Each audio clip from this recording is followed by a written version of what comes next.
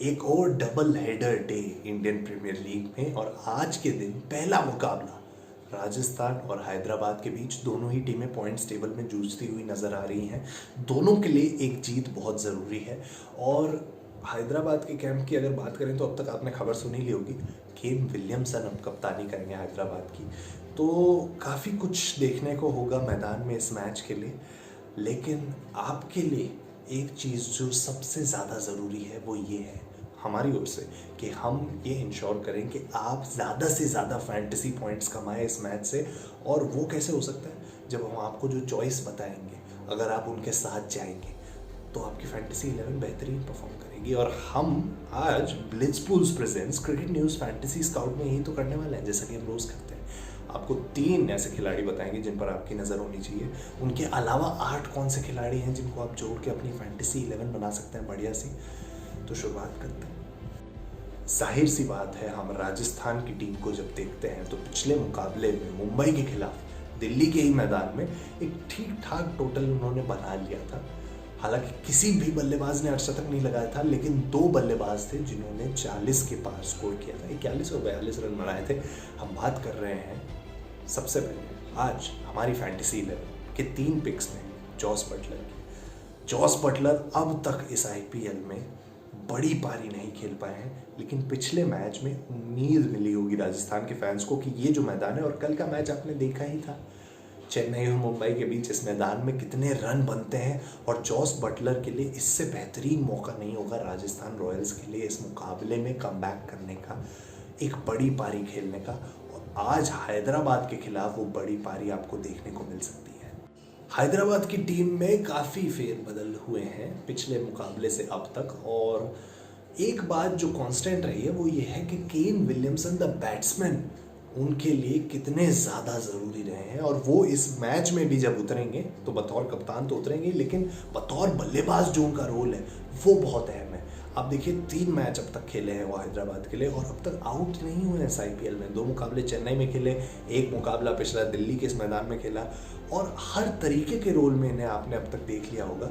चेन्नई में जो मुकाबला हुआ था वहाँ पे एक एंकर का रोल इन्होंने निभाया, और पिछले मैच में चेन्नई के खिलाफ दिल्ली में इन्होंने बेहतरीन फिनिश दी हैदराबाद को। तो जाहिर सी बात है बेहतरीन फॉर्म में है, बढ़िया खिलाड़ी है, मिस्टर डिपेंडेबल है, और इन पर आप डिपेंड कर सकते हैं अपनी फैंटेसी 11 के लिए भी। इस मुकाबले में चाहेंगे कि अपने आप को नंबर 3 पर लाएं, क्योंकि नंबर 3 पर परफॉर्म बढ़िया करते हैं, लेकिन नंबर 4 पर भी आएंगे तब भी आपके लिए तो एक श्योरिटी है कि केन विलियमसन कुछ ना कुछ कमाल करके ही जाएंगे आपकी फैंटेसी 11 के लिए। गेंदबाजों के लिए मुश्किल रहा है अब तक दिल्ली में विकेट निकालना, लेकिन अगर हम हैदराबाद के पिछले मुकाबले को याद करें, मैच भले ही हार गए हों वो, लेकिन राशिद खान ने इस आईपीएल सीजन में पहली बार 3 विकेट चटकाए। और इस तरीके के गेंदबाज हैं कि हमें आदत है उनको 3 विकेट लेते देखने की, लेकिन अब जो पिछले मुकाबले में उनकी बॉलिंग फिगर्स रही हैं उससे उनका मनोबल और ऊंचा हुआ होगा।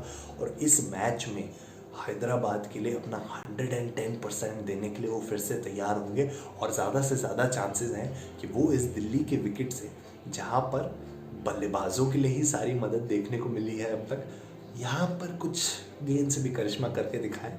और अगर मतलब नौबत आती है उनके बल्लेबाजी करने की, तब भी आपको बढ़िया पॉइंट्स निकाल के दे सकते हैं। तो ये तो थे हमारे 3 पिक्स, ये रही हमारी फैंटेसी 11। किन खास खिलाड़ियों पर हमने ध्यान दिया है, हमारे 3 खिलाड़ी जिनके बारे में हमने आपको बताया। उनके अलावा बल्लेबाजों में जॉनी बेस्टो बहुत अहम रहे हैं सनराइजर्स हैदराबाद के लिए। बहुत बढ़िया स्ट्राइक रेट पर इन्होंने शुरुआत दिलाई है, और इस मुकाबले में भी आप उनसे एक्सपेक्ट कर सकते हैं कि बल्लेबाजी जब ये करेंगे तो उसी स्ट्राइक रेट पर खेलना पसंद करेंगे। पिछले मुकाबले में जल्दी भले ही आउट हो गए हों, लेकिन इस मैच में क्योंकि अब तक यार आप इनके रन्स देखें तो ये परफॉर्म ज़रूर करना चाहेंगे।